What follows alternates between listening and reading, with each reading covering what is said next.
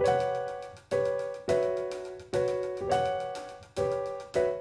right, welcome back to Food Service Management. And this week we have a brief video along with an article that goes along with menu design and not so much the suggestion of the foods that we're going to serve. Your chef is going to do those things, but more of like how you present these things to your guest and how you can use that menu as a marketing tool. All right, so we have a couple objectives for this week. We're going to understand why menu design is important. We are going to learn the 3 pillars of menu design. We're going to identify key elements of effective menu design and then evaluate and critique a real-world menu design. That will be your assignment for this week. All right, so let's think about our menus. You go someplace, you're handed the menu, you pick what you want to eat, you give it back to the guest, you give it back to the host. It kind of recycles through the restaurant. A lot of times we kind of see this as just, hey, it's a tool to tell me what you have and what you have to offer. But it's just so much more than that. If we did a SWOT analysis, if you've ever done a SWOT analysis, that's where you identify your strengths, your weaknesses, your opportunities, and your threats. But if we look at a menu, there's so many different areas in which this tool can be a strength, a weakness, an opportunity, or a threat. Okay, so it's strengths. Let's start with that. So first off, it enhances the customer experience and reflects the brand identity. Okay, so you have a very elegant menu. You've chosen the right font. The paper is the right thickness. It really feels good in someone's hands. It really suggests to the guests that they're going to have a great dining experience. It's one of those intangible things that you can't explain why we know this. You walk into a restaurant, you're going to drop $100, but they hand you that menu, and even without looking at the prices, you just kind of know it's just kind of one of those places. All right. That menu should increase sales and profitability by putting the right things in the right places. And it should promote key dishes that kind of feature and focus on what the strengths of the kitchen execution is.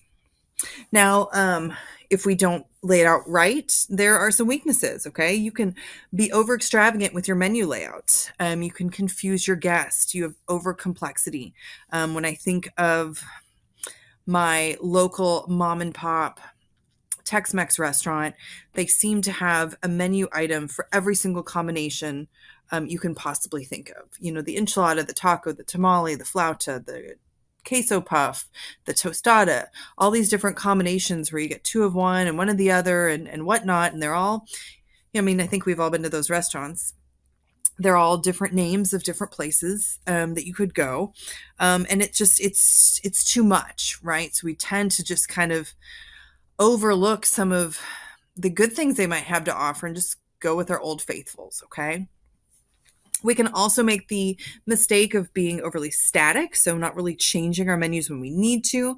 But we can also make the mistake of redesigning our menu too frequently and not staying true to the brand and maybe sticking with trends.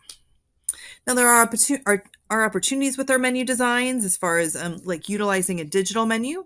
A lot of times the menu that you see on a website should probably be different than the one that you see that you're handed in the table. Okay. Our digital menus on our websites can feature way more photos, more descriptions, and kind of can be laid out differently because we're not going to look at it the same as we do as the ones when we sit down. And then there's sustainability opportunities. COVID introduces to the QR code based menus. I think we know that our guest doesn't enjoy that as much, but I think that we can learn from that. And maybe we put specials on a QR code based app so that we're not always reprinting the menus and we can be a little bit more sustainable. But there are opportunities there. Then we think about the threats, okay? So we want to make sure our menu does need to line up with what the guest will get, okay? So it does kind of it alters the consumer expectations. Okay, so if I hand someone a very nicely designed menu, very upscale. Again, like we said, shows the right fonts, the right paperweight, the layout is perfect, but we don't execute it properly from the kitchen. Their expectations are not in line with what we have to offer. Okay, we also have the threat of copycat competition. So, with us putting our menu items out there, we do know that we learned a couple weeks ago the mimetic or isomorphism, where people tend to copy what's successful. Okay. We can also make poor menu design and choices. And then we also have to anticipate there are going to be changes in consumer preferences. All right, so we want to look at, there are three pillars of menu design. And our first pillar, when we're thinking about engineering that menu, is the psychology of the guest. All right, so what does their psychology have to do with what they choose on the menu? We can really make this work for us. Okay, so first off, we can think about their eye movement patterns. Okay, and there's kind of a golden triangle of where your eye moves on something when you're like when you first open a book or whatnot. All right, so our prime real estate is going to be our middle right. Okay, so if you take a look at a menu, you're probably going to find some of the features, some of um, the best items that someone has to offer. It's going to be in that middle right. Okay, um, and even if we're not talking about menu design, if you're talking about sending a proposal to a guest, or you're in sales, or you're presenting something, that middle right is where you kind of want to put your best work. Okay. Second off is going to be your top right corner. Okay. So you tend to look to the middle right, you look at the top right corner, and then you look at the left. Okay. So the last thing that we want to do is put something down at the bottom of the menu that's very important. Okay. If you look at the bottom of your menus, that's typically going to be where we mentioned that, like, hey, you shouldn't overconsume alcohol, or the consumption of undercooked shellfish could lead to foodborne illnesses. Okay, that's where we put the stuff that we really don't want to feature, right? But we do need to say. Okay. Um, Also, when we go ahead and we design these menus, okay, so we utilize that real estate properly. We also have to consider the decision paralysis that the guest might find when they're looking over this menu. Okay, so again, like we talked about in the previous slide, you have these restaurants that have so many different choices. Okay, um just it's too much, right? So I see all the different choices that they have, and I can't make a decision, right? I'm not going to try anything new because I can't go through all this stuff. I'm going to go back to what I always get. I'm going to get something safe, and I'm probably not even going to see all the featured items on there. Okay, so when we do have a lot of menu items to offer, we should break them up into different categories. Okay, so think of some place like the Cheesecake Factory. It is a very daunting menu. Okay, it's spiral bound, it's huge, but you have different categories that you can flip through to navigate that menu, and it's a lot easier to look at that page that just has 7 menu items on it, as opposed to putting them all on one long 14 by 11 sheet of paper. Okay, so our ideal number of menu items is about 7 per category. Okay, that's not going to be too much for them, and it is going to let them know that we do have a variety of things to offer. Then we also have to think of our price psychology. Okay, so looking at a lot of our menus, a lot of companies have decided to take that dollar sign off. Okay, people know that if there's a 12 on there, they're going to spend $12. Okay, but it's just that extra reminder that it's a dollar and not a unit. Okay, so people just prefer not to see that dollar sign. Okay, that extra reminder that you are spending money as opposed to having experience. We just want to be conscious of that. Okay, and I will say that when you do price out your menu, make sure that when you do that pricing, consistency is very important. Okay, so however you have decided to cost the menu out, let's say it's $12. Okay, $12 flat. Okay, then I don't want to see a $12.95 in there somewhere, and a $12.99, maybe a $12.50, a $12.25, and a $12.75. Okay, stick with one item. Okay, it's either the zeros at the end, the 99 is fine, the 95 is fine. Okay. The 50 is fine as long as you just stick to one of those. Okay. Otherwise, you tend to, it's just too much, right? This is 1270, this is 1295. There's just too many numbers on there, okay? So I know cost controls is a different class, but when you consider costing out menu items and you have a target food cost, you're still going to round to make a price that is going to make sense for your guest to pay. All right, now let's look at pillar number 2, and that's our menu mix and our profitability. All right. So we can't just offer one item. We have to have an array of things for our guests to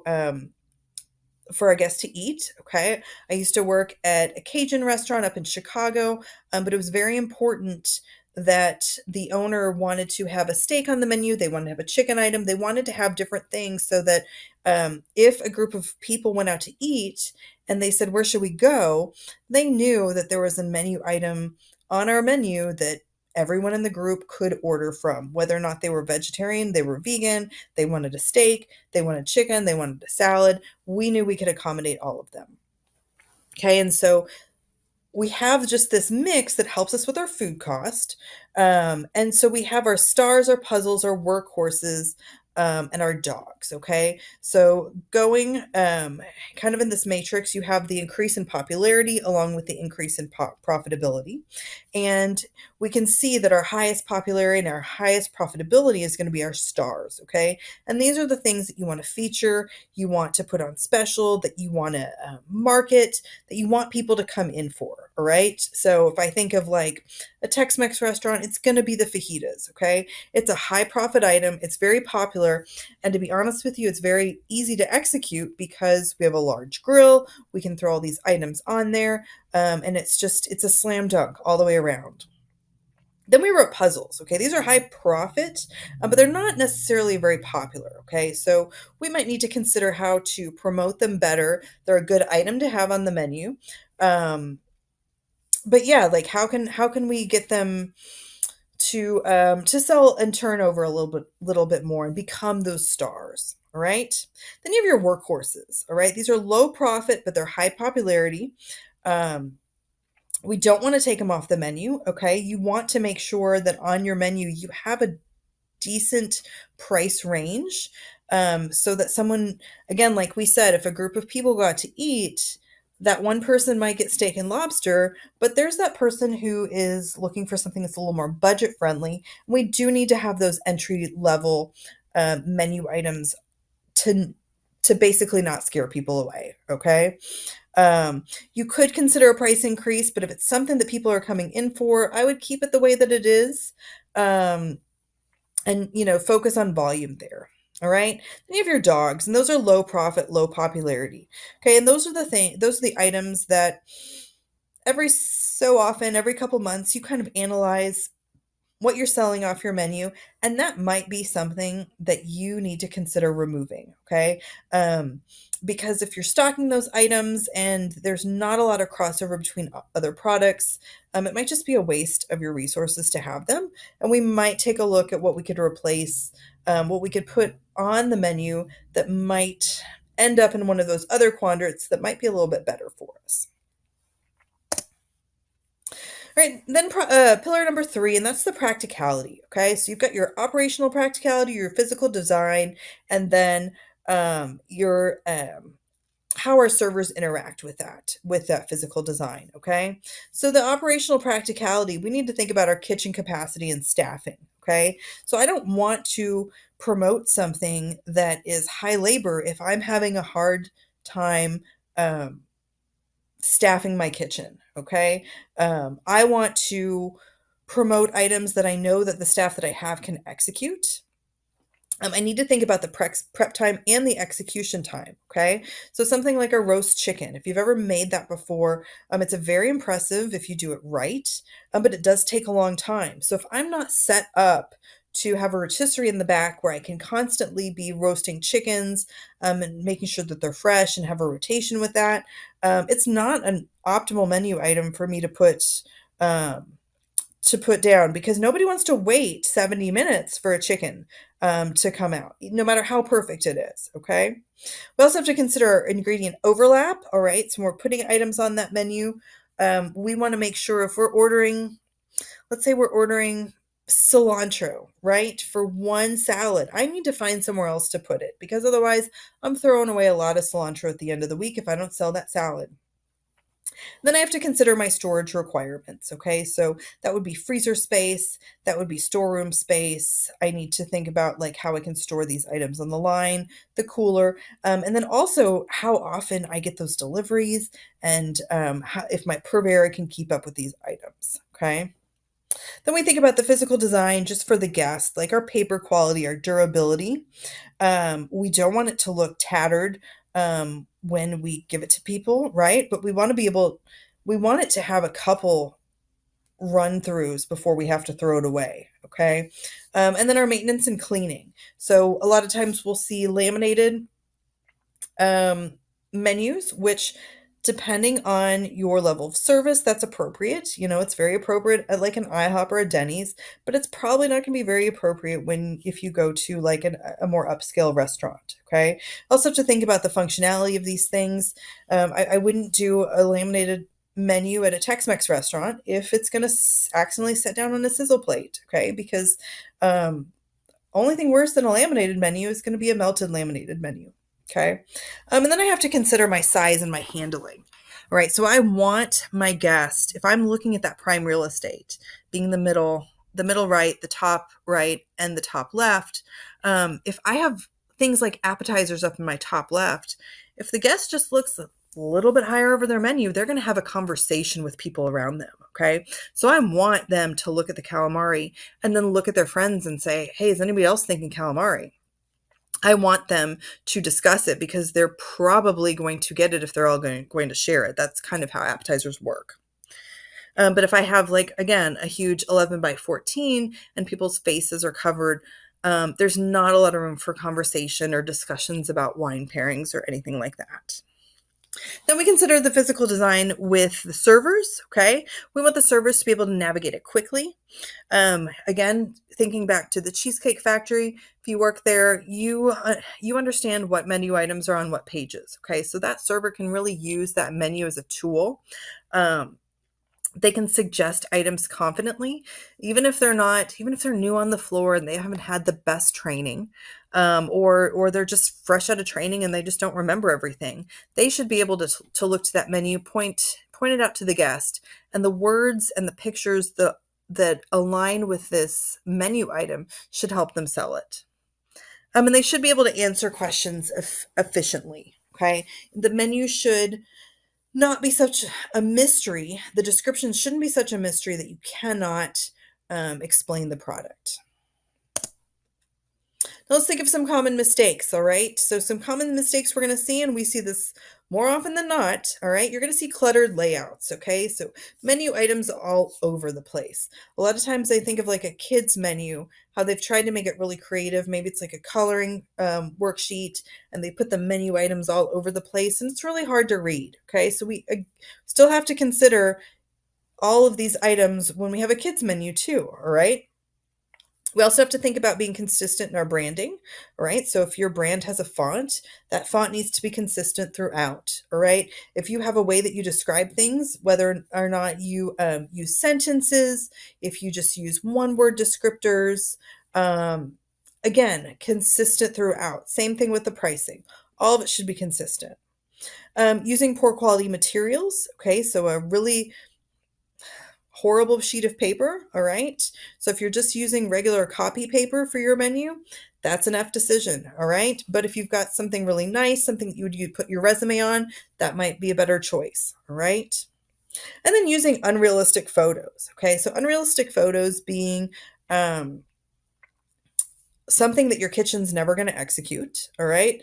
So again, I think my son always talks about how when he sees a commercial for like a Big Mac or something, it looks so good on the TV, and why can't they do it like that when he goes to the drive-through, okay? same thing, right? Your expectations are going to be much greater, and then your disappointment's going to be real when it comes out and it didn't look like the picture. Okay, so it might have sold it to begin with, but you're not going to get a repeat guest if they're not happy with what came out, right? So using food stylists and professional photography is very important, but again, it's got to be realistic and it has to be something that your kitchen can put out. All right, that's what we have this week. You are going to go ahead. There's an article that you read this with this, and then go ahead and look to the assignment. You're going to find just a menu of just some place that you like to eat or might want to eat, and then we're going to have you analyze that menu with the 3 pillars, the mistakes, and then some of the things that are in the article, and you're going to identify different points that we made in this discussion, and then tell me about them. So if you have any questions, go ahead and send me an email or give me a call. But otherwise, have a great week.